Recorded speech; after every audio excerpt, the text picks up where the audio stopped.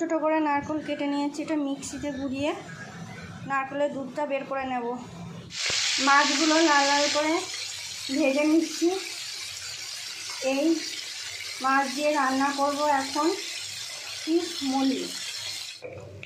মাছটা brown brown করে ভেজে নিলাম। ভাজা তেলে পেঁয়াজগুলো ব্রাউন ব্রাউন করে ভেজে নেব। এবার পেঁয়াজ, লঙ্কা, আদা, রসুন একটা পেস্ট বানিয়ে নেব। এটা পেস্ট হয়ে গেছে। এবার কটা কাজু বাদাম দিয়ে একটু পেস্ট করে নেব। বাটা মশলা দিয়ে আবার মশলাটাকে কষে নেব।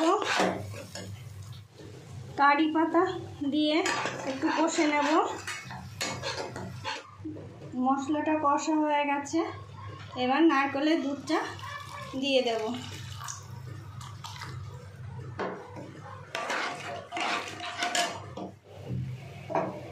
এবার এক এক করে মাছগুলো দিয়ে দেব।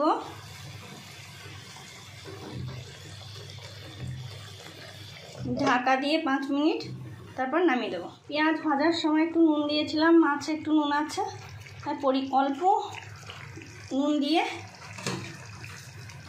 ভালো করে নাড়া দিয়ে একটু হয়ে গেছে রান্না। যেমন কালার তেমন গন্ধ বেরিয়েছে, দারুণ লাগে খেতে। এই রেসিপিটা যদি তোমাদের ভালো লেগে থাকে তাহলে লাইক করবে, কমেন্টে জানাবে কেমন হচ্ছে, আর শেয়ার করে দেবে।